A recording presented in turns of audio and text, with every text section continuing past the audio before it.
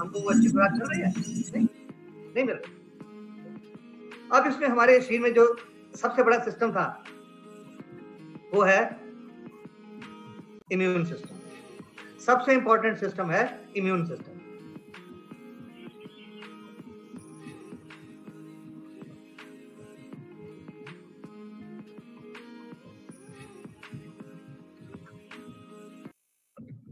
एक मिनट।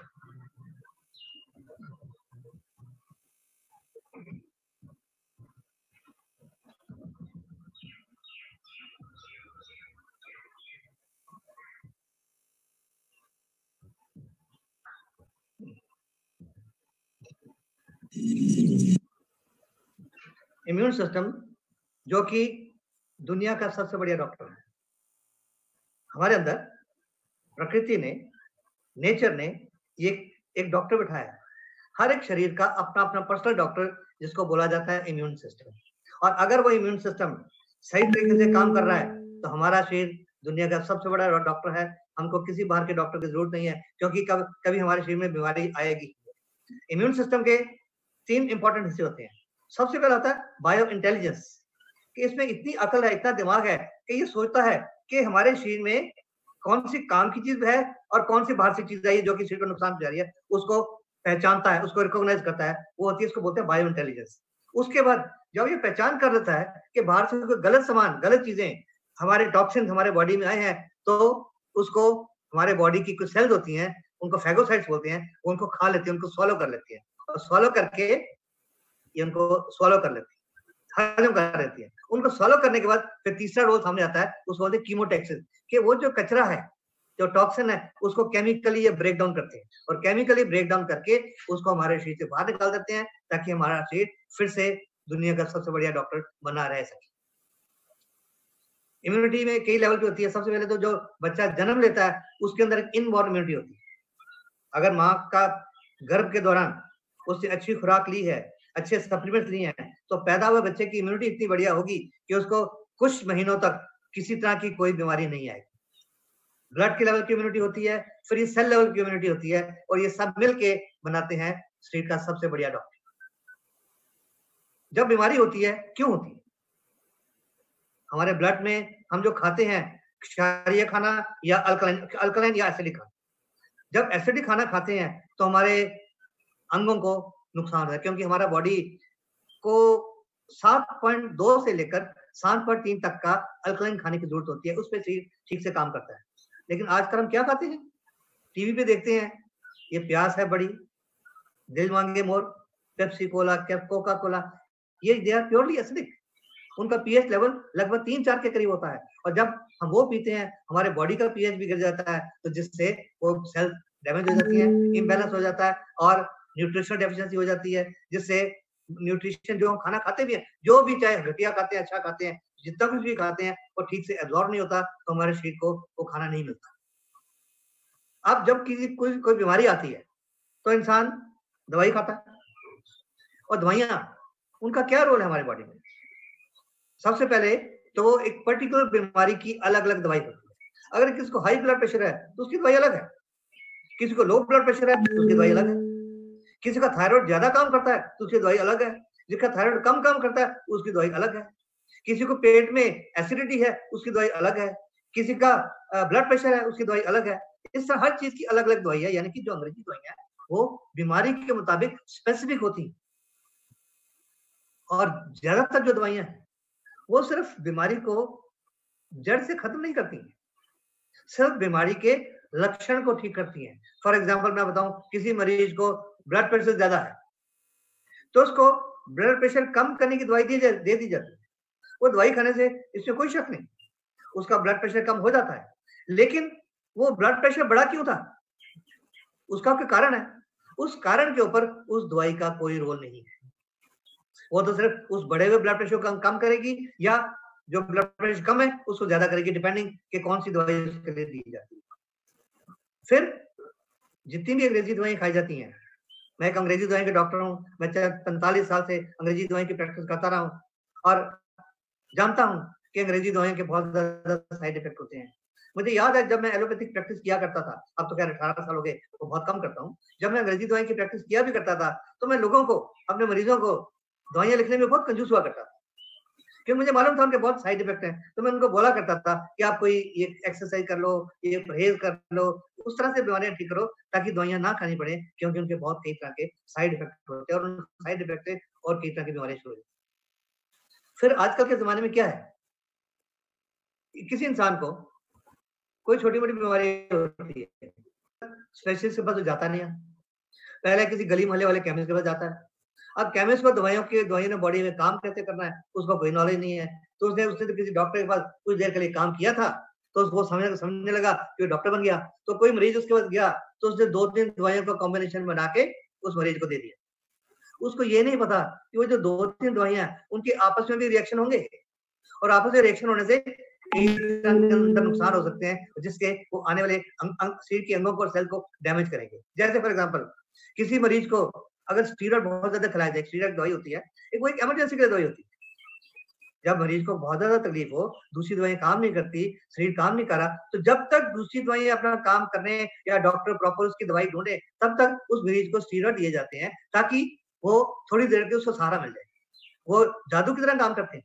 लेकिन आजकल के छुट-पुट के डॉक्टर, जो गली मोहल्ले वाले डॉक्टर, वो हर मरीज को ज़्यादातर स्टीरॉइड दे देते हैं और ज़्यादा स्टीरॉइड खिलाने से ज़्यादातर लोगों के आज गुर्दे डैमेज हो रहे हैं। और आज आप किसी भी गुर्दे के अस्पताल में जाके देखो, आज छोटे-छोटे बच्चों के डायलिसिस हो रहे हैं, छोटे-छोटे बच्चों के गुर्दे फेल हैं और उनके डायलिसिस हो रहे हैं, उनके पास कोई रास्ता नहीं है। इसका कारण है कि बिना मतलब के ऐसी दवाइयों के कॉम्बिनेशन दिए जाएँ, जिनका उन लोगों को, छोटे-मोटे डॉक्टर को पता नहीं है और वो अंगों को नुकसान करें। अब इतनी जब दवाइयाँ दी जाती हैं, तो नेचुरली बॉडी के इम्यून सिस्टम को तो नुकसान करेंगी। आफ्टर ऑल इम्यून सिस्टम की भी तो कोई सीमा है। अगर उसको सीमा से ज़्यादा, उसको उसकी सहन शक्ति से ज़्यादा उसको नुकसान किया जाए, तो अल्टीमेटली उसको भी तो नुकसान होगा और धीरे-धीरे इम्यून सिस्टम, जो अंदर का डॉक्टर है, वो भी कहता है भैया अब मैं क्या करूँ? अब ये मेरे से बाहर हो गया, और वो फिर थोड़ी देर के लिए वो भी सो जाता है। अब ऐसे में हिप्पोक्रेटिस एक आदमी हुआ है, आज से लगभग 2500 साल पहले, जिन्होंने ये मॉडर्न मेडिसिन की शुरुआत की थी। शुरुआत तो उन्होंने मॉडर्न मेडिसिन की थी, एलोपैथिक दवाई की थी, लेकिन उन्होंने साथ में कहा क्या था कि हमारे अंदर की जो प्राकृतिक ताकत है, वही बीमारी को ठीक कर सकती है। यानी कि जो हमारा इम्यून सिस्टम है, असली बीमारी को वही ठीक कर सकता है। ये जो दवाइयाँ जो आपको बताई हैं, ये सिर्फ उसकी हेल्प कर सकती है। और अगर इम्यून सिस्टम हमारा ठीक है, तो हमारा शरीर एक ढाल की तरह है। ये जो मैं नेचुरल फोर्सेस की आपसे बातें करूँ, यहाँ पर मैं आपको 2 उदाहरण देना चाहूँगा। आप सोचो, किसी इंसान को कोई चोट लग जाती है, उसकी चमड़ी के ऊपर एक कट लग जाता है, घाव हो जाता है, कोई शीशा लग गया, कोई चाकू लग गया, कोई कट लग गया, तो वो चमड़ी वहाँ से खुल जाती है। तो वो मरीज किसी डॉक्टर के पास जाता है, तो डॉक्टर क्या बोलते हैं उनको कि भैया ये जख्म है, चमड़ी है, इसके ऊपर टाँके लगाने पड़ेंगे। तो मरीज तो उसके रिश्तेदार तो बोलेंगे लगाने पड़ेंगे, क्योंकि वही एक तरीका है। तो डॉक्टर उसके ऊपर टाँके लगा देते हैं, टाँके लगा के उसके ऊपर पट्टी-वट्टी बाँध देते हैं और मरीज को बोलते हैं भैया 7 दिन के बाद आना, 10 दिन के बाद आना, ये टाँके खोलें। अब अगर वो डॉक्टर जिसने टाँके लगाए हैं, अगर वो बढ़िया डॉक्टर है, तो एकदम से जख्म क्यों नहीं ठीक हो गया? उसको 7-10 दिन क्यों लगे? क्योंकि अंदर के डॉक्टर को वो चमड़ी जहाँ पे कटी हुई है, वहाँ की सेल्स को, कोशिकाओं को रीजनरेट करने के लिए 7 दिन या 8 दिन या 10 दिन लगेंगे। अगर वो टाँके नहीं लगाए गए, वो चमड़ी अगर खुली रहेगी, तो शरीर हमारा ठीक तो फिर भी कर लेगा। लेकिन फिर हो सकता है उसको 7 दिन की जगह हो सकता है 7 महीने लग जाए। जख्म फिर भी भर जाएगा, लेकिन वहाँ पर बहुत बड़ा दाग पड़ जाएगा, स्कार हो जाएगा। वो डॉक्टर ने तो क्या किया है, वो टाँके लगा के जो दोनों कटे हुए हिस्से हैं, उनको एक दूसरे के नजदीक कर दिया, ताकि अंदर का डॉक्टर अपना काम तसल्ली से, आराम से कर सके। और 7 दिन के बाद या 10 दिन के बाद जब वो घाव पट्टी उसके ऊपर खोली जाती है, तो जख्म जुड़ा हुआ होता है। तो क्या जख्म वो टाँके लगाने वाले डॉक्टर ने जोड़ा है? नहीं, ये हमारे उस अंदर के डॉक्टर ने जोड़ा है। यहाँ पर मैं आपको एक और उदाहरण देता हूँ। कोई इंसान गिर जाता है, कोई उसका छोटा-मोटा एक्सीडेंट हो जाता है, उसकी एक हड्डी टूट जाती है, मान लो बाजू की हड्डी टूट जाती है। ये बाजू की हड्डी यहाँ से टूट जाती है। अब वो डॉक्टर के पास जाते हैं, डॉक्टर उसका एक्स-रे करते हैं और एक्स-रे करके बोलते हैं भैया ये तुम्हारी हड्डी टूटी हुई है, इसको प्लास्टर लगाना पड़ेगा। जब वो एक्स-रे करते हैं, वो देखते हैं हड्डी के जो 2 टुकड़े हैं, ऐसे एक दूसरे के सामने है, ऐसे एक दूसरे के ऊपर सटे नहीं हुए, ऊपर चढ़े हुए हैं। तो डॉक्टर क्या करते हैं, अपने किसी असिस्टेंट को बुलाते हैं, असिस्टेंट एक इधर से खींचता है, इधर से खींचता है, और दोनों टुकड़ों को एक दूसरे के सामने करते हैं, एक दूसरे के सामने करके उसके ऊपर प्लास्टर लपेट देते हैं। और प्लास्टर लपेटने के बाद वो डॉक्टर क्या बोलते हैं उस मरीज को, आप 6 हफ्ते के बाद आना, ये प्लास्टर खोलेंगे। अगर वो हड्डी का डॉक्टर सबसे बढ़िया डॉक्टर है, तो 6 हफ्ते उसको इंतजार करने की क्या जरूरत है? उसने तो वो टूटे हुए हिस्सों को जो एक दूसरे के ऊपर चढ़े हुए थे, एक दूसरे के सामने लगाया, ताकि अंदर का डॉक्टर को काम उसको जोड़ सके, और उसको प्लास्टर लपेट दिया ताकि वो टुकड़े हिले ना, ताकि हमारा बॉडी उसके अंदर जो नई सेल पैदा करेगा उनको जोड़ने के लिए उसको वो हिले ना, और वो हड्डी जोड़ सके। और 6 हफ्ते के बाद जब वो खोलते हैं तो हड्डी जुड़ी हुई होती है। तो क्या ये बाहर के डॉक्टर ने जोड़ा? नहीं, ये हमारे अंदर के डॉक्टर ने जोड़ा। डॉक्टर पूरी तरह से सक्षम है तो। क्या होता है, 40 साल के तजर्बे में बहुत बार देख चुका हूँ, किसी मरीज को प्लास्टर लगाया जाता है, 6 हफ्ते बाद खोला जाता है, 6 उसका एक्सरे करते हैं, देखते हैं जी हड्डी जुड़ी नहीं, फिर से गैप है, तो डॉक्टर फिर प्लास्टर करते हैं और बोलते हैं अभी 6 हफ्ते और प्लास्टर लगाना पड़ेगा। फिर 6 हफ्ते बाद खोलते हैं, फिर एक्सरे करते हैं, हड्डी जुड़ी नहीं होती, फिर 6 हफ्ते का प्लास्टर लगाना पड़ेगा। और इस मैं कई बार देख चुका हूँ, कई मरीजों को 8-8-10 प्लास्टर लगता रहता है, लेकिन हड्डी फिर भी नहीं जुड़ती। क्यों? क्योंकि अंदर का डॉक्टर सक्षम नहीं है, अंदर का डॉक्टर बीमार पड़ा हुआ है, वो ये काम नहीं कर सकता। तो इसमें जरूरत क्या है, उस अंदर के डॉक्टर को मजबूत करने की। सिर्फ बाहर से दवाइयां खिलाने से ये हड्डी नहीं जुड़ जाएगी, डॉक्टर को मजबूत करना पड़ेगा, तब वो हड्डी जुड़ेगी। और जब हमारा अंदर का डॉक्टर मजबूत होता है, तो इस तरह ये इम्यून सिस्टम हमारे शरीर के ऊपर एक ढाल की तरह काम करता है। एक अमेरिका के डॉक्टर हैं, एमबीबीएस एमडी डॉक्टर हैं, एलोपैथिक डॉक्टर हैं, ये वो क्या कहते हैं कि आज रिटायर होने के बाद जब ये अपनी जॉब करते थे, एम्प्लॉयमेंट में थे, नौकरी करते थे अंग्रेजी दवाइयों की, तो ये अंग्रेजी दवाइयों की प्रैक्टिस करते थे। लेकिन अब क्या बोलते हैं कि अब रिटायर होने के बाद मैं ईमानदारी से कह सकता हूं कि अगर आपका कोई सीरियस एक्सीडेंट हुआ है तो अस्पताल में जाने की जरूरत है, लेकिन आप अपनी बुढ़ापे तक सही जिंदगी अच्छी तरह तभी जी सकते हो अगर डॉक्टरों और अस्पतालों से बचोगे। तो वो कह रहे हैं, मैं नहीं कह रहा, ये डॉक्टर कह रहे हैं। उसकी बजाय वो बोलते हैं आप न्यूट्रिशन के बारे में सोचिए, हर्बल दवाइयों के बारे में सोचिए, और बाकी प्राकृतिक दवाइयों के बारे में सोचिए। अगर आपकी किस्मत अच्छी है तो कोई प्राकृतिक चिकित्सक अगर आपको मिलता है तो उसकी राय लीजिए, जो कि पिछले खुशकिस्मती से जो 18 साल से अब मैं यही काम कर रहा हूँ एलोपैथी को छोड़कर। वो ये भी कहते हैं कि जितनी भी अंग्रेजी दवाइयां हैं वो सब टॉक्सिक हैं, जहरीली हैं, और वो सिर्फ बीमारी के लक्षणों को दबाने के लिए डिजाइन की गई हैं, किसी बीमारी को ठीक करने के लिए नहीं। सिर्फ लक्षण को दबाने के लिए डिजाइन की गई हैं, किसी बीमारी को ठीक करने के लिए नहीं। एक और आदमी हुए हैं दुनिया में, ऑल्डस हक्सले, बहुत मशहूर इंसान है, इनकी कई सौ किताबें लिखी हुई हैं, और ये अपनी किताबों में ये क्या बोलते हैं कि मेडिकल साइंस, आजकल मेडिकल साइंस ने बहुत ज्यादा प्रोग्रेस की है, इसमें कोई शक नहीं है। पिछले कुछ दशकों में मेडिकल साइंस ने बहुत ज्यादा तरक्की की है, और ये ऑल्डस हक्सले क्या कहते हैं कि मेडिकल साइंस ने इतनी ज्यादा प्रोग्रेस कर ली है कि पूरी दुनिया में कोई स्वस्थ आदमी बचा ही नहीं है। ये मेडिकल साइंस की प्रोग्रेस है। अब जरूरत क्या है? जरूरत है कि हम अपने शरीर को, बीमारियों को, हेल्थ को एक पूर्ण तौर से देखें। पूर्ण तौर से देखने का क्या मतलब? अगर कोई हड्डी का डॉक्टर है, उसके पास मरीज, हड्डी के मरीज ही जाएंगे, उसको पेट की बीमारियों के बारे में जानकारी नहीं है, उसको दिल की बीमारियों में के बारे में जानकारी नहीं है। अगर कोई मरीज पूछता है, जो घुटने के दर्द के लिए गया, वो मरीज पूछता है सर मेरे पेट में तकलीफ रहती है, उसके बारे में वो बोलते हैं जी उसके लिए आप पेट और लिवर के माहिर को दिखाओ। वो बोलता है जी मेरे को मेरे हाथ कांपते हैं, तो वो बोलते हैं आप इसके लिए नाड़ियों के डॉक्टर को दिखाओ। अब अलग अलग तरह से डील करना, उससे इंसान का शरीर ठीक नहीं हो सकता। जरूरत है पूर्णतया, शरीर को पूर्णतया देखा जाए, पूर्ण अप्रोच। और पूर्ण अप्रोच क्या है, क्यों जरूरत है उसकी? अभी जैसे मिसेस प्रोना बता रही थी कि हमारा जो वातावरण है वो कई हजारों किस्मों के विषयों से, विषैले पदार्थों से भरा हुआ है, जो कि हम खाने से, पानी से, हवा से हमारे अंदर जा रहे हैं, और हमारे अंदर के डॉक्टर को, इम्यून सिस्टम को खराब कर रहे हैं। मेडिकल साइंस ने, जब भी मैं बता रहा था, बहुत प्रोग्रेस की है, लेकिन उसके बावजूद दुनिया में बीमारियां बढ़ती जा रही। आज से कुछ साल पहले कैंसर इतना नहीं होता था, आज से कुछ साल पहले हार्ट अटैक इतने नहीं होते थे, आज से कुछ साल पहले गुर्दे फेल इतने नहीं होते थे, लेकिन आज क्यों हो रहा है? क्योंकि हेल्थ आज सही मायनों में एक रेयर चीज बन गई है, दुर्लभ चीज बन गई है। अब मैं कहूं कि दवाइयां नहीं खानी चाहिए, ये भी गलत बात है। अगर दवाइयां नहीं खाएंगे तो उससे भी मरीजों की हालत खराब होगी, क्योंकि अगर किसी मरीज को सिर में दर्द है, वो तो गोली खाने से जाएगा, वो ये नहीं उसको बोले कि तुम ये लो, इसको 1 साल लगेगा, 1 साल में सिर दर्द ठीक होगा, वो तो नहीं किया जा सकता। दवाइयों की जरूरत है, लेकिन उसके साथ साथ में जरूरत है कि हमारे जो पुराने जो ट्रेडिशनल सिस्टम है, सदियों से चले आ रहे, और ऑल्टरनेटिव मेडिसिन मीन्स एलोपैथी के अलावा भी और कोई चीजें हैं, उनको भी हम समझें।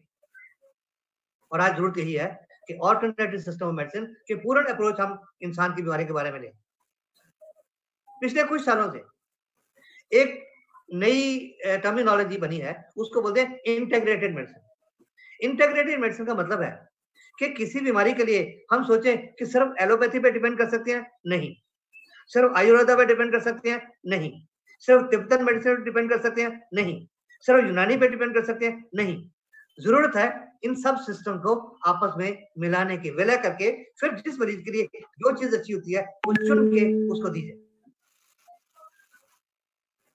दुनिया के बहुत बड़े वैज्ञानिक हुए हैं, उनका नाम रहा है थॉमस एडिसन, जो कि आज से लगभग 250 साल पहले इस दुनिया में हुए थे। उन्होंने उस समय 150 साल पहले, सॉरी, उन्होंने बोला था कि आने वाले टाइम का डॉक्टर, फ्यूचर का डॉक्टर, भविष्य का डॉक्टर इंसान के शरीर को दवाइयों से ठीक नहीं करेगा, बल्कि उनको क्योर करेगा और प्रिवेंट करेगा, बीमारी को रोकेगा न्यूट्रिशन से, खुराक से, एक हेल्दी खुराक से। और आज दुनिया में आप जो लोग डीएक्शन से जुड़े हुए हैं, आप सब लोग जानते हैं क्या दुनिया में आज इसी चीज का बोलबाला है। आज से कुछ साल पहले बोलबाला था फार्मास्यूटिकल्स, अंग्रेजी दवाइयां, लेकिन पिछले लगभग 20-25 साल से न्यूट्रास्यूटिकल के ऊपर जोर दिया जा रहा है कि खुराक से अपनी बीमारियां कैसे ठीक की जा सके, उसकी साइंस के ऊपर जोर दिया जा रहा है और उसके ऊपर ज्यादा से ज्यादा रिसर्च की जा रही है, ज्यादा से ज्यादा अध्ययन किया जा रहा है। और ये थॉमस एडिसन ने आज से लगभग 150 साल पहले बोला था। कितना दूर का उनका विजन था। ये होता है कुछ महान लोगों का विजन कि वो बहुत दूर की बात सोचते हैं। कुछ जड़ी बूटियां होती हैं नेचर में, बहुत सारी जड़ी बूटियां हैं और उनमें बहुत सारी मेडिसिनल वैल्यू है। एक टर्म है जिसको बोलते हैं फाइटोथेरेपी। फाइटोथेरेपी का मतलब होता है कि पौधों को और पौधों से निकाले हुए जूसेस को किसी बीमारी के लिए यूज किया जाए, उसको बोलते हैं फाइटोथेरेपी। और ये ट्रेडिशनल या ऑल्टरनेट मेडिसिन का नाम भी इसको दिया जाता है। बहुत सारी जड़ी बूटियां हैं जो कि बीमारियों के इलाज के लिए इस्तेमाल की जाते हैं, उनके बहुत सारे नाम है। जैसे आप टीटी ऑयल देख रहे होंगे, ये डीएक्शन का टीटी क्रीम है, उसमें टीटी ऑयल यूज होता है। इसमें बहुत सारी और भी बहुत सारी चीजें हैं, नोनी है, एलोवेरा है, क्रैनबेरी है, मोरिंडा सेटिवोलिया है, टर्मेरिक है, जिनसेंग है, फ्लैक्सीड ऑयल है, ब्राह्मी है। ये सब बूटियां हैं, पौधे हैं, लेकिन इनमें बहुत सारे औषधीय तत्व हैं। जो मैं हिप्पोक्रेटिस की बात की थी, जिन्होंने वो मॉडर्न मेडिसिन के बारे में कहा था, उन्होंने मॉडर्न मेडिसिन शुरू तो की थी, लेकिन साथ में उन्होंने ये भी कहा था, let food be your medicine, कि खुराक को अपनी दवा बनाओ। और किसी विद्वान ने ये भी कहा था कि आप खुराक को अपनी दवा बनाओ, नहीं तो एक वक्त आएगा आपको दवा एक खुराक के रूप में लेनी पड़ेगी। कितना विजन था हिप्पोक्रेटिस का कि let food be your medicine. एक आपने छोटे स्कूल में पढ़ा होगा, prevention is better than cure. इलाज से परहेज बेहतर है, लेकिन इसका अमल नहीं किया जाता।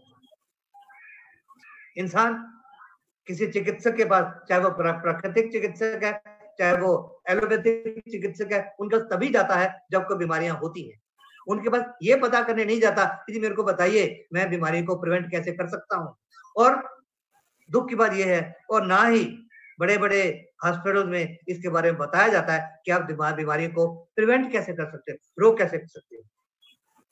मैं जो पिछले इतने सालों से एलोपैथिक प्रैक्टिस कर रहा हूँ और अभी 18 साल से ये अल्टरनेटिव मेडिसिन प्रैक्टिस कर रहा हूँ, तो मेरा उसके बारे में अपना पर्सनल एक्सपीरियंस है कि जो प्रिवेंशन है वो सिर्फ इलाज से बेहतर ही नहीं है, इलाज के खर्चे से बहुत सस्ती है। It is much cheaper than treatment. अब जब हम जड़ी बूटियों की बात करते हैं तो कुछ सालों से रिसर्च की गई, न्यूट्रिशन के बारे में, खाने की चीजों का रिसर्च की गई, तो एक टर्म कॉन्सेप्ट बनाया गया, उसको बोलते हैं फंक्शनल फूड्स, और एक साइंस बनी functional food science. Functional food science किस चीज को स्टडी करती है कि खुराक जो हमें कोई बूटी, प्राकृतिक बूटी जो हमें एक खुराक का काम भी देती है और हमारे शरीर के किसी न किसी अंग में वो उसके सिस्टम को ठीक करने का भी काम करती है, उसको बोलते हैं फंक्शनल फूड साइंस। अब इस श्रेणी में मशरूम, खुमियों का एक बहुत बड़ा रोल है। कई हजारों सालों से लोगों ने खुमी के ऊपर बहुत सारी रिसर्च किया है, बहुत सारी जानकारी की है, और वो इनको खाते रहे हैं, और उनको ये भी पता है कि कौन सी खुम्बी खानी है, कौन सी नहीं खानी। इसका क्या मतलब कि खुम्बी जो होती है, मशरूम जो होती है, दुनिया में हजारों किस्म की होती हैं, लेकिन उनमें ज्यादातर खुम्बी पॉइजनस होती है, विषैली होती है, और कुछ ऐसी होती है जो कि हमें साइकोट्रॉपिक, दिमाग के ऊपर गलत असर भी करती है, नशा भी देती है। तो उनको पुराने जो सिविलाइजेशन के लोग थे वो इनमें पहचान करते थे, और वो जो अच्छी खुम्बी थी उनको खाते थे, जो खराब थे उनको छोड़ते थे। चाइना में, चीन में इसके बारे में बहुत पुरानी रिसर्च की गई, बहुत पुराना अध्ययन है in traditional Chinese system of medicine, TCM बोलते हैं इसको, ट्रेडिशनल चाइनीज मेडिसिन।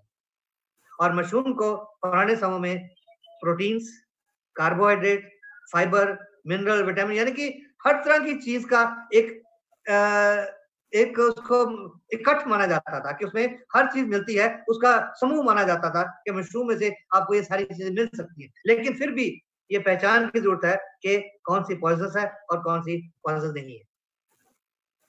अब खुम्बी में, मशरूम में जो कई हजारों सालों से पता लगा कि इनमें बहुत सारे औषधीय तत्व पाए गए, जो कि पुरानी चाइनीज किताब है मैटीरिया मेडिका, जिसमें इसके बारे में बहुत ज्यादा वर्णन किया गया।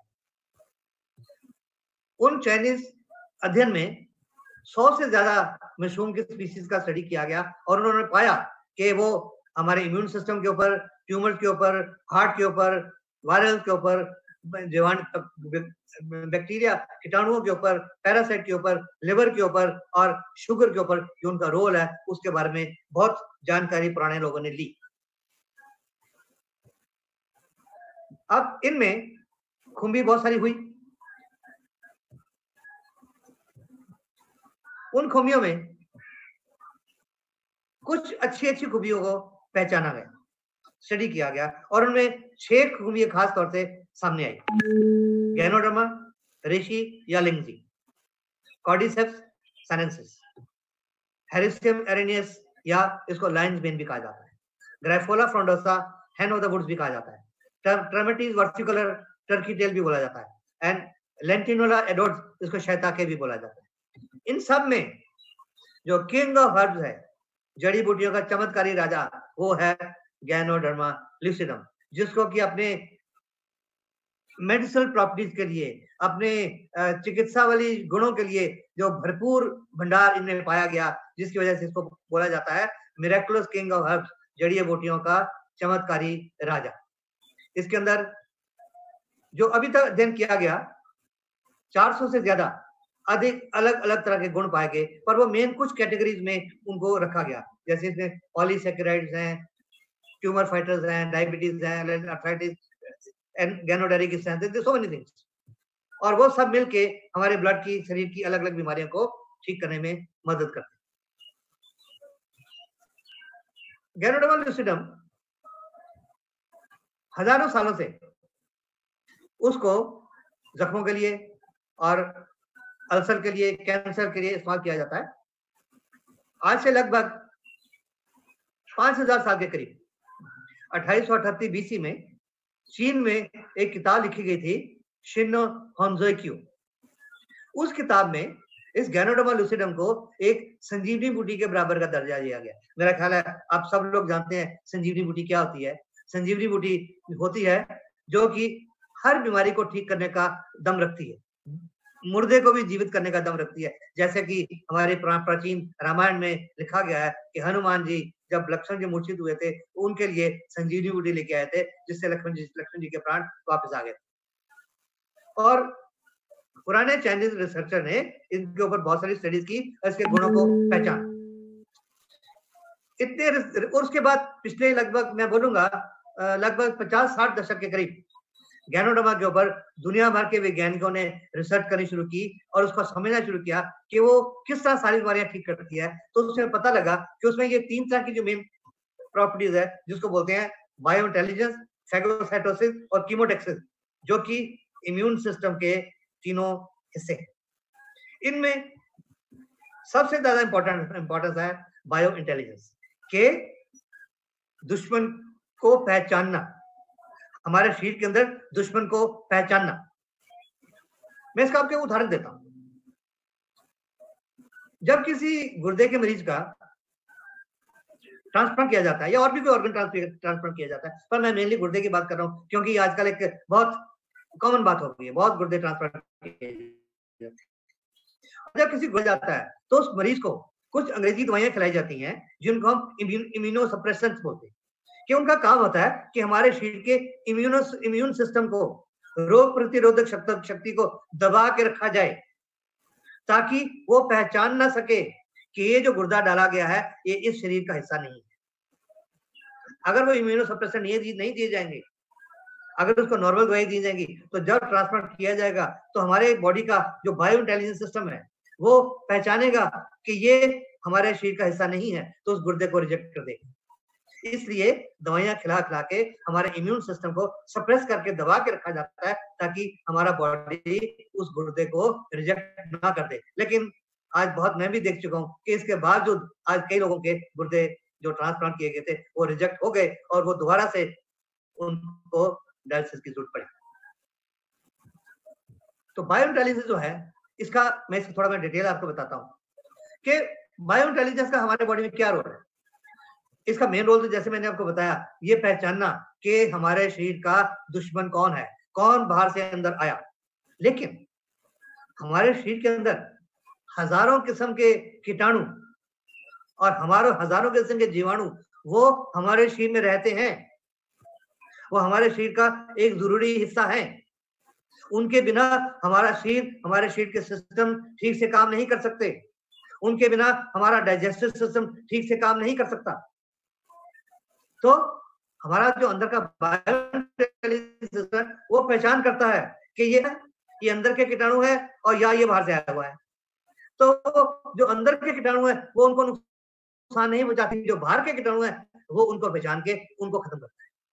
तो बायो इंटेलिजेंस क्या है कि ये हमारे जो फ्रेंडली बैक्टीरिया है उनको हमारे प्रॉपर फंक्शन के लिए जरूरी है और उनको पहचानता है, लेकिन उस एट द सेम टाइम वो देखता है कि जो हमारे शरीर में हर रोज हजारों किस्म के कीटाणु, वायरसेस सब तरह से हमारे शरीर में अटैक करते रहते हैं, क्योंकि जो हमारा वातावरण है वो लाखों किस्मों के कीटाणु और वायरसेस से लदा पड़ा हुआ है और वो हर समय 24 घंटे हमारे शरीर के ऊपर अटैक करते रहते हैं। तो हमारे शरीर के जो इम्यून सिस्टम के अलग अलग हिस्से हैं, सबसे पहला हिस्सा होता है हमारी त्वचा, उसको रोकते हैं। उसके जब अंदर जाते हैं तो उस समय ये बायो इंटेलिजेंस काम करता है।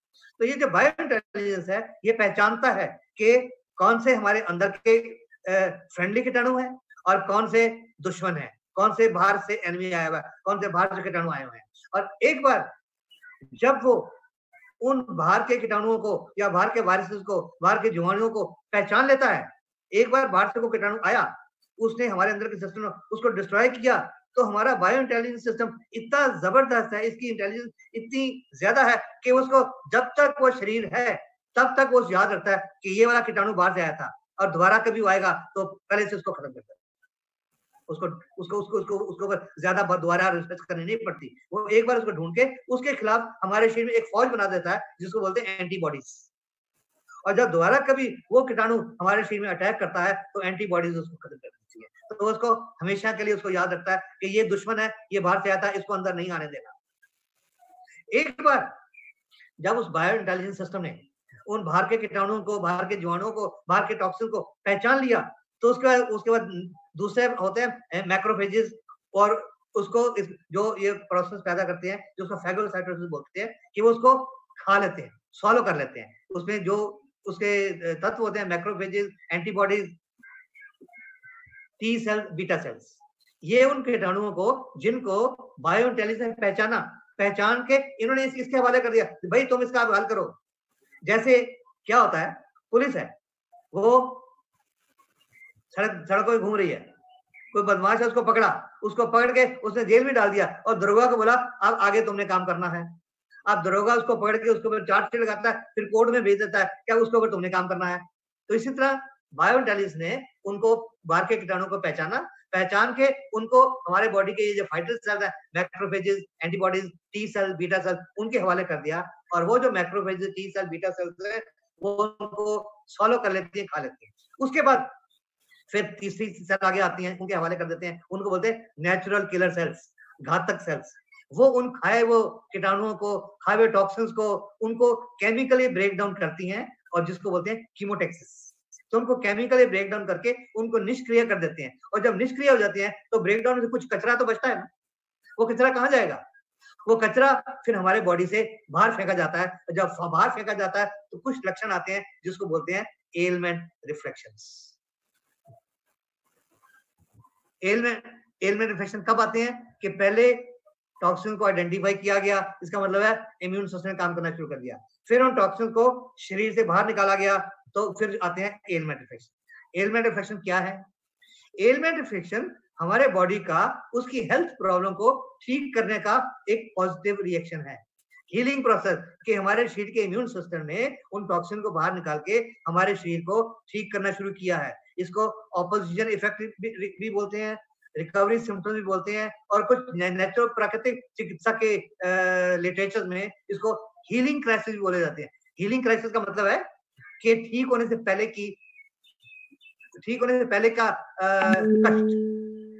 पहले का कष्ट, हीलिंग क्राइसिस। और ये रिफ्लेक्शन, और कई बार ऐसा होता है हीलिंग क्राइसिस, लोगों को बार-बार हीलिंग क्राइसिस आते हैं। क्यों आते हैं? कि जब तक वो कचरा पूरी तरह से बाहर निकलेगा नहीं, वो हीलिंग क्राइसिस आते रहेंगे। और जब हीलिंग क्राइसिस जब कचरा खत्म हो जाएगा तो हीलिंग क्राइसिस बंद हो जाएंगे। पर होता क्या है, आप लोग जो लोग डिएक्शन से जुड़े हो, आपने बहुत देखा होगा, आप किसी को ये डिएक्शन के प्रोडक्ट देते हैं, गैनोडर्मा देते हैं, तो उसको लेना शुरू किया तो किसी को छींकें आने शुरू हो गई, किसी को चमड़ी के ऊपर फोड़े आने शुरू हो गए, किसी का दर्द बढ़ गया, तो वो डॉक्टर के पास जाता है, अपने गैनोडर्मा को खाना शुरू कर देता है, डॉक्टर को जाता है, डॉक्टर बोलता है ये क्या तुमने कचरा खाना शुरू कर दिया, और वो डॉक्टर उसको और दवाइयां लिख देता है। उन दवाइयों से क्या होता है, वो हीलिंग क्राइसिस तो आने बंद हो जाते हैं, लेकिन धीरे धीरे अंदर प्रॉब्लम बढ़ती रहती है और अल्टीमेटली वो एक हेल्थ क्राइसिस बन जाती है। तो आप सोचिए, क्या बार बार हीलिंग क्राइसिस को सहना अच्छा है या उनको इग्नोर करके एक हेल्थ क्राइसिस में जाना अच्छा है? अक्लमंदी तो यही है कि ये जो नेचुरल चीजों से, नेचुरल फूड सप्लीमेंट से, गैनोडर्मा से या और भी कुछ ऐसी चीजें होती हैं, उनसे जो हीलिंग क्राइसिस आ रहे हैं उनको होने दो, उसको सहो, कोई खराब नुकसान नहीं करेंगे, वो आपको किसी तरह की कोई तकलीफ नहीं पहुंचाएंगे, वो धीरे धीरे खत्म हो जाएंगे और अल्टीमेटली आपका शरीर दोबारा से एक सबसे बढ़िया डॉक्टर बन जाएगा। और ये जो हीलिंग क्राइसिस है ये टेम्पररी है, ये हमेशा तक चलने वाले नहीं है, ये टेम्पररी लक्षण है और इनका एवरेज जो पीरियड है 1 सप्ताह से लेकर 3 सप्ताह तक होता है। किसी को कम भी हो सकता है, किसी को ज्यादा भी हो सकता है। ये डिपेंड करेगा कि शरीर में जो टॉक्सिन्स है, जो कचरा है, उसकी मात्रा कितनी है। अगर ज्यादा मात्रा है, अगर ज्यादा कचरा निकालने में टाइम ज्यादा लगेगा, अगर कम कचरा है तो जल्दी साफ हो जाएगा। कुछ मैं आपको एग्जांपल दूं कि किस तरह के एलिमेंट रिफ्लेक्शन आ सकते हैं।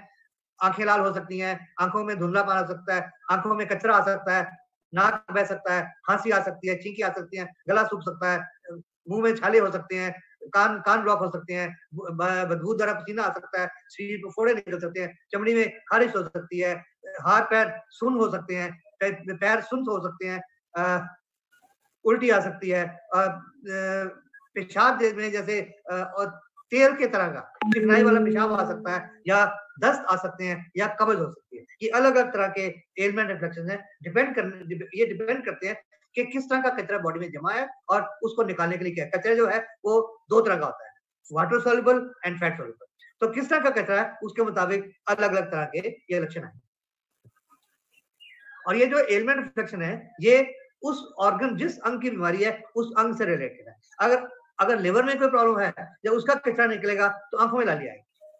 अगर गुर्दे में कोई प्रॉब्लम है, गुर्दे की सेल में टॉक्सिन है, जब उसकी सफाई होगी तो कानों में भारीपन होगा, कान बंद होंगे। अगर किसी का दिल में कोई प्रॉब्लम है तो मुंह के ऊपर सेक निकलेगा। अगर नाड़ियों में कोई प्रॉब्लम है तो उसके नाड़ियों वाले हिस्से में, जैसे बाजू में, टांग में, जैसे जिसको लकवा है तो उसको उसमें दर्द होगा। जोड़ों का दर्द किसी को है, गठिया है तो उसको दर्द बढ़ेगा, क्योंकि शुगर की प्रॉब्लम है, एक बार शुगर का लेवल बढ़ेगा। जिसको मिर्गी के दौरे पड़ते हैं, एक बार दौरे थोड़े से बढ़ेंगे। किसी को माइग्रेन का अटैक पड़ते हैं, एक बार अटैक थोड़े से बढ़ेंगे। किसी को सर्वाइकल स्पॉन्डिलोसिस की प्रॉब्लम है, उसको चक्कर आएंगे।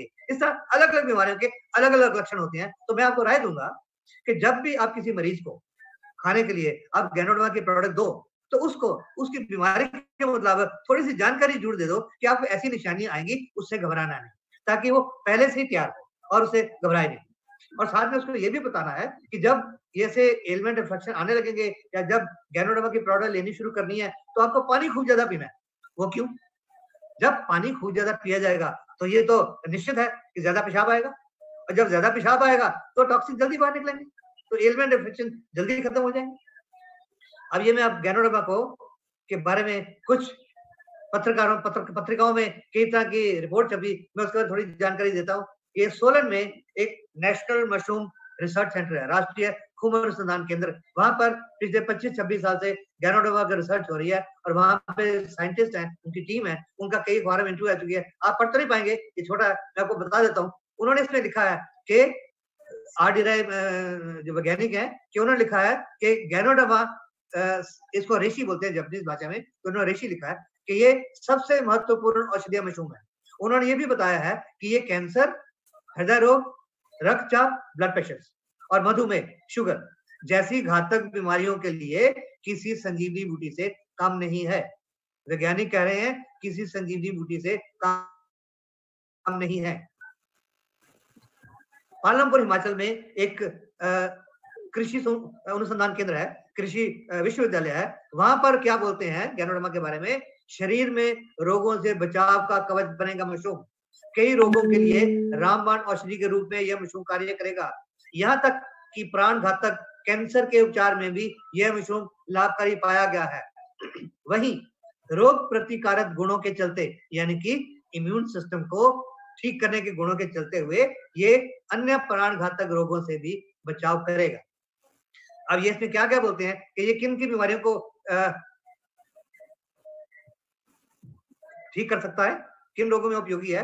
कैंसर, क्रोनिक हेपेटाइटिस, लिवर की बीमारियां, मधुमेह, हृदय रोग, पक्षघात means paralysis, ulcer, arthritis, rheumatism, asthma, hepatitis A, B, C, जिसको आम भाषा में काला पीलिया बोला जाता है, जो कि किलर डिजीजेस है, घातक बीमारियां जिसका कोई इलाज संभव नहीं है। सोराइसिस एक चमड़ी की बीमारी है। मम्स जो गालों के ऊपर जो सूजन आ जाती है।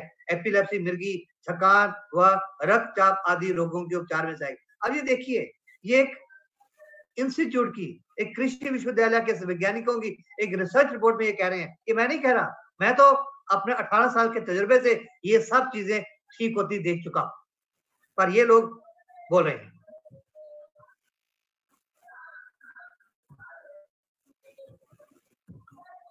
मैं इसको पिक्चर को ऑन कर लूं दोबारा, ये देखना भैया, इसको दोबारा कैसे हम करेंगे? हाँ ठीक है। सोलन में, हिमाचल में एक और ये इंस्टीट्यूट है, इसको बोलते हैं एम्ब्रोसिया ऑर्गेनोस्यूटिकल्स। ये भी पिछले 15-16 साल से गैनोडर्मा को रिसर्च कर रहे हैं। और ये क्या बोलते हैं, क्या है ऋषि मशरूम? औषधीय गुणों के लिए भारत में जो स्थान तुलसी को प्राप्त है, ठीक वैसे ही चाइनीज औषधि में गैनोडर्मा का स्थान है। यह मशरूम लकड़ी की छाल जैसी सख्त और नीम जैसी कड़वी होती है। ये कैंसर, एड्स, हृदय रोग, मधुमेह, गठिया, उच्च रक्तचाप, एलर्जी, लिवर और किडनी की बीमारी को दूर करने में काम आता है। केरला में एक जगह त्रिशूर, वहां पर एक आंवला कैंसर रिसर्च इंस्टीट्यूट है, वहां पर गैनोडर्मा की रिसर्च की गई। वहां वो क्या कहते हैं कि जब किसी कैंसर के मरीज को रेडियोथेरेपी, बिजलियां लगाई जाती हैं, तो उसको बहुत साइड इफेक्ट आते हैं, उसके बहुत सारे बात उतर जाते हैं, बहुत कमजोरी होती है। वो क्यों होती है? कि वो रेडियोथेरेपी जो एक्सरसाइज होती हैं, वो उनका काम है कैंसर की सेल को मारना, कैंसर की सेल को किल करना, पर वो नहीं पहचानती कि कौन सी कैंसर सेल है और कौन सी हमारी बॉडी की फाइटर सेल है, T cell, lymphocyte, beta cell, macrophages और ऑल दिस। तो जब वो रेडियोथेरेपी, वो किरणें जब उस हिस्से में डाली जाती हैं तो कैंसर सेल के अलावा उससे कई गुना ज्यादा हमारे बॉडी की जो फाइटर सेल्स हैं उनको मार देती है, जिसकी वजह से हमारे शरीर में बहुत ज्यादा कमजोरी आती है और उसके बाद कैंसर पहले से ज्यादा फैलने लग जाता है, क्योंकि अब फाइटर सेल कैंसर के सेल से फाइट करने के लिए बची नहीं है या सक्षम नहीं है। तो ये रिसर्च कहती है कि अगर किसी मरीज को गैनोथेरेपी रेडियोथेरेपी किरणें का ट्रीटमेंट दिया जाता है, तो अगर साथ में उसको गैनोडर्मा लूसिडम अगर खिलाई जाए तो ये सिलेक्टिवली हमारे बॉडी की जो नॉर्मल सेल्स है, फाइटर सेल्स है, उनको बचाता है, उनको सेव करता है, उनको सुरक्षित रखता है। अब ये बहुत सारे दुनिया भर के रिसर्च और क्लिनिकल ट्रायल्स हैं गैनोडर्मा के ऊपर, कि गैनोडर्मा के किस तरह हमारी बॉडी के अलग सेल्स के ऊपर काम करता है। कैंसर के ऊपर ये मैं आपको थोड़ा नटशेल में बता रहा हूँ, अदरवाइज ये रिसर्च बहुत बड़ी है कि ये बोलते हैं, मैं इसको मिनिमाइज करके कि गैनोडर्मा के बारे में रिसर्च में पता लगा कि कैंसर के पेशेंट में बहुत ज्यादा सुधार करती है इन टर्म्स ऑफ के ट्यूमर जो है, जो कैंसर का जो ट्यूमर है, इसको ट्यूमर ही बोलता हूं मैं, वो आगे बढ़ता नहीं है या बाकी अंगों में फैलता नहीं है, या मरीज की क्वालिटी ऑफ लाइफ वो ठीक रहती है। इसका क्या मतलब है? क्वालिटी ऑफ लाइफ ठीक रहती है। अक्सर जब किसी मरीज को कैंसर होता है, वो कैंसर अस्पताल में जाता है, उसको कीमोथेरेपी दी जाती है, रेडियोथेरेपी दी जाती है, और उस कीमोथेरेपी रेडियोथेरेपी से जब हमारे बॉडी की फाइटर सेल भी खत्म हो जाती हैं और दोबारा कैंसर का सेल, क्यों सारी तो मरती नहीं, अगर 2-4 भी बच गई तो वो बढ़ने लगती हैं और दोबारा से कैंसर की शेप ले लेती हैं और पूरे शरीर, तब वो इंस्टीट्यूट, वो अस्पताल वाले बोलते हैं कि अब इनको घर ले जाओ, सेवा करो। और मरीज को बहुत तकलीफ होती है, उनको दर्द होता है, तो उनको कई तरह के नशे के टीके, ट्रामाडोल, माइक्रो और मॉर्फिन जैसे दी जाते हैं ताकि उनका दर्द कम हो सके।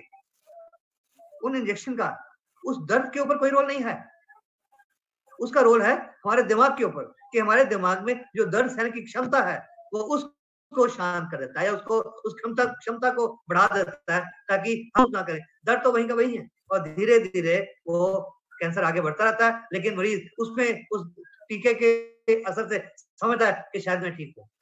बट गैनोडर्मा का क्या काम है कि ये उसकी जितनी भी मरीज की लाइफ बची है वो उस क्वालिटी ऑफ लाइफ को ठीक करता है। अगर इसमें देखो कोई शक नहीं है, मैं आपसे पूरा साफ तौर पे बोलूंगा, मैं ये नहीं कहूंगा, मेरे को पिछले 18 साल में मैं कई हजार कैंसर के मरीजों को डील कर चुका हूँ और उनमें बहुत सारे लोग ठीक हो चुके हैं, पर मैं ये नहीं कहूंगा कि सब ठीक हो।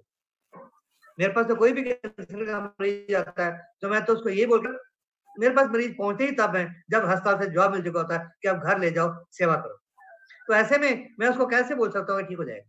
मैं तो यही बोलता हूँ, भैया अब और तो अगर ऐसा है नहीं है, आप भगवान का नाम लेकर इस गैनोडर्मा, ये प्रकृति की बनाई हुई प्रोडक्ट है, इसको ट्राई करो, और इसलिए करो कि इस इंसान के पास जितना भी वक्त बचा है उसकी क्वालिटी ऑफ लाइफ अच्छी बनी रहे और वो ठीक ठाक जिंदगी जी सके।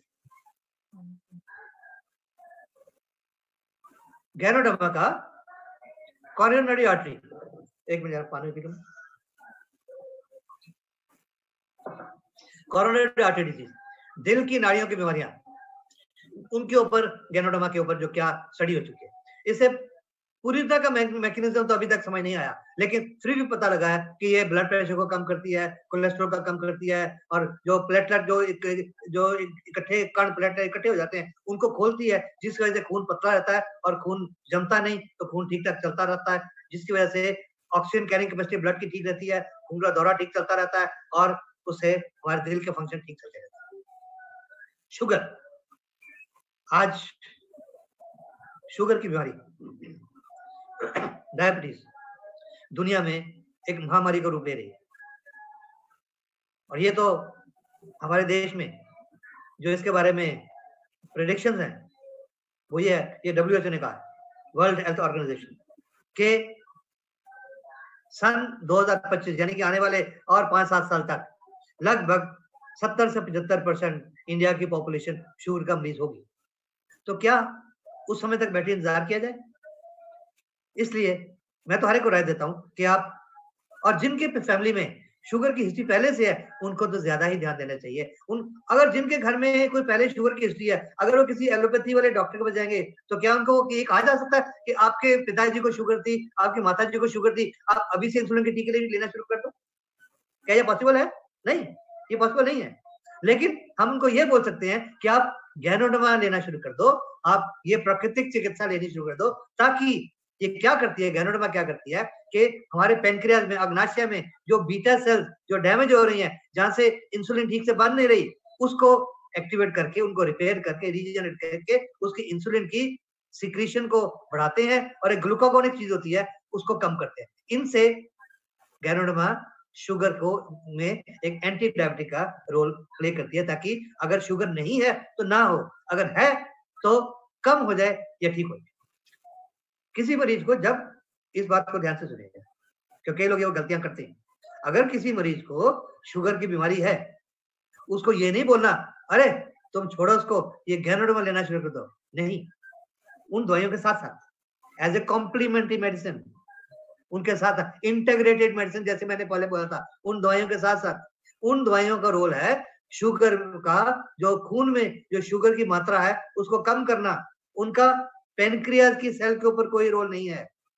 गैनोडर्मा का शुगर का जो खून के में अंदर जो शुगर की मात्रा है उसके ऊपर गैनोडर्मा का कोई रोल नहीं है, उसका रोल सिर्फ पेनक्रियाज की सेल के ऊपर है। इसलिए इन दोनों को कंबाइन करके जो खून में शुगर की मात्रा है वो दवाई से कम की जाए, गैनोडर्मा साथ में ऐड की जाए, ताकि वो पेनक्रियाज के सेल को रिपेयर करके इंसुलिन अंदर से बननी शुरू हो जाए और शुगर बढ़नी बंद हो जाए। और जब शुगर बढ़नी बंद हो जाएगी तो धीरे धीरे ये दवाइयां कम होते होते ये खत्म हो जाएंगी।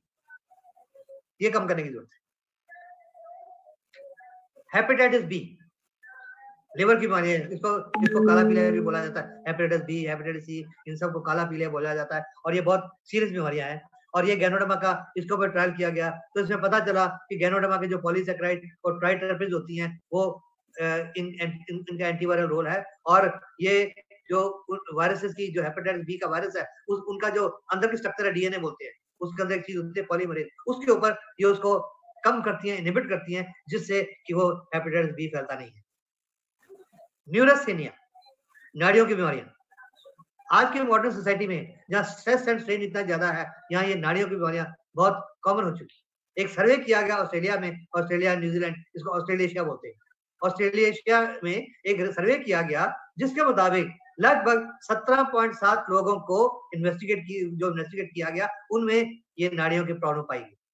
आज अमेरिका जैसे एडवांस कंट्रीज में, कनाडा जैसे एडवांस कंट्री में सबसे ज्यादा बिजी जो डॉक्टर्स हैं वो हैं साइकियाट्रिस्ट, दिमागी बीमारियों के डॉक्टर, क्योंकि ये नाड़ियों की बीमारियां, स्ट्रेस एंड स्ट्रेन के कारण आज नाड़ियों की बीमारियां आ रही हैं। इसका ये मतलब नहीं है कि वो आदमी पागल है, इसका ये मतलब नहीं है, he is not a psychiatric person, लेकिन उसके अंदर नाड़ियों की कमजोरी है जिसकी वजह से वो ठीक तरह से सोच नहीं सकता, ठीक तरह से काम नहीं कर सकता, जल्दी थकावट हो जाती है, जल्दी मेंटल थकावट हो जाती है, तो पूरी तरह काम करने में सक्षम नहीं है।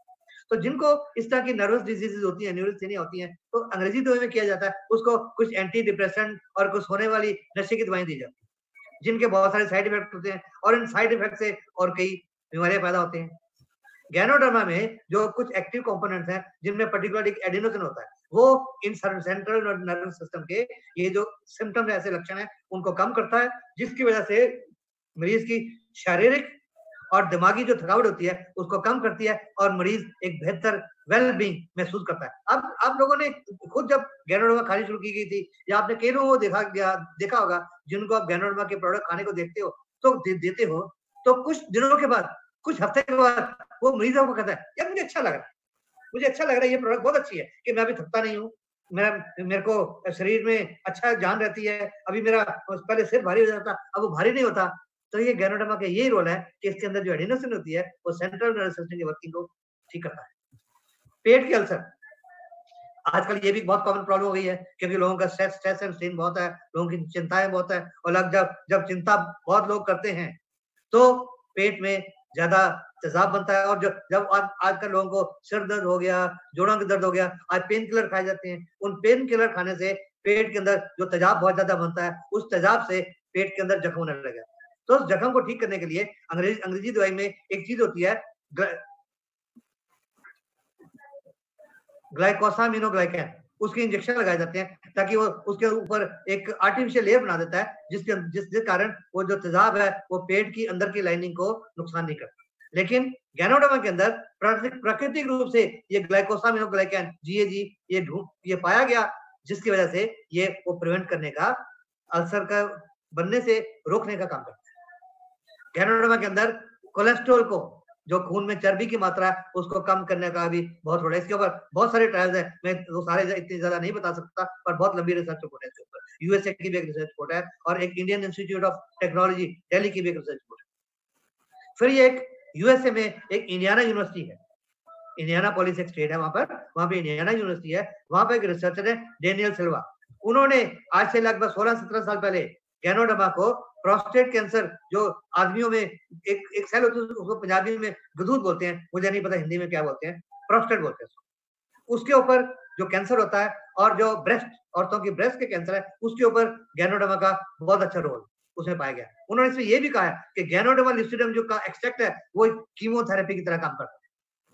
अब बहुत सारे लोग जब ऐसी कोई यूट्यूब पे ऐसा कोई लेक्चर सुन लिया, अब मैं कई बार बहुत लोग मेरे को फोन करते हैं, सर वो आपका यूट्यूब के ऊपर लेक्चर सुना, गैनोडर्मा के बारे में सुना, तो हमने वो गैनोडर्मा अमेज़न से मंगवा ली या फला मंदिर से हमने ले ली। अब ये जो डेनियल सिल्वा है, इसके अंदर ये नीचे एक चेतावनी दे रहे हैं कि गैनोडर्मा में बहुत कीमोथेरेपी वाली पावर भी है और बहुत सारी पावर्स हैं, लेकिन ध्यान रहे सब तरह की गैनोडर्मा जो मार्केट में बिकती हैं उनमें ये गुण नहीं है।